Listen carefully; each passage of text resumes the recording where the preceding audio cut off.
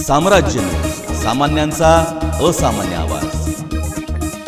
शिवसेनेला रामराम ठोकून राष्ट्रवादीत प्रवेश करू इच्छिणाऱ्या महेश कोटेंना राष्ट्रवादीत प्रवेश करण्यापूर्वी स्थानिक नेत्यांनी राजकीय खेळी करत महेश कोटे यांच्या राजकीय अस्तित्वाचा मोठा सुरुंग लावला आहे। या पुढील काळात महेश कोटे यांची राजकीय भूमिका काय असणार याकडे आता सर्वांचे लक्ष लागून राहिले आहे। माजी महापौर पद्मशाली समाजाचे वजनदार नेते महेश कोटे यांची स्थानिक राजकीय वर्तुळात मोठी गोची झाली आहे। एकीकडे त्यांचा राष्ट्रवादी प्रवेश अळवला गेला आहे, तर दुसऱ्या बाजूला त्यांची शिवसेनेमधून कायमची हकालपट्टी केल्याची घोषणा झाली आहे। अशा निर्णायक टप्प्यावर कोठे यांच्या अडचणीत प्रचंड वाढ झाल्याचे दिसून येत आहे।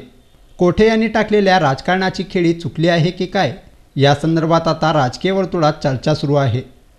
महेश कोटे हे कोणत्याही अटीशिवाय शुक्रवारी मुंबई येथील राष्ट्रवादी काँग्रेस पक्षाच्या कार्यालयात शरद पवारांच्या उपस्थितीत प्रवेश करणार होते। याकरिता कोठे आपल्या काही खास समर्थकांसह मुंबई दरबारी पोहोचणार होते। कोठे यांच्या प्रवेशापूर्वी कोठे यांना प्रवेशाची प्रक्रिया तुर्तास लांबणीवर टाकण्यात आल्याचे सांगण्यात आले। दरम्यान कोठे यांचा प्रवेश थांबताच शहर सेनेच्या पदाधिकाऱ्यांनी पत्रकार परिषद घेऊन कोठे यांना शिवसेनेतून कायमची हकालपट्टी केल्याची घोषणा केली। जिल्हाप्रमुख पुरुषोत्तम बर्डे यांनीच हकालपट्टीची घोषणा करत मुख्यमंत्री उद्धव ठाकरे यांचे हकालपट्टीसंबंधी आदेश होते असे सांगितले। दोन्ही घडामोडी पाहता कोठे चांगलेच अडचणीत आल्याचे चित्र निर्माण झाले असून कोठे हे राष्ट्रवादीत नाहीत आणि शिवसेनेतून कायमची हकालपट्टी झाली। यामुळे कोठे यांची मोठी राजकीय गोची झाली आहे। थोडक्यात काय तर तेलही गेलं तूपही गेलं, हाती फक्त धुपाटणे उरलं, अशी अवस्था महेश कोटे यांची झाली आहे।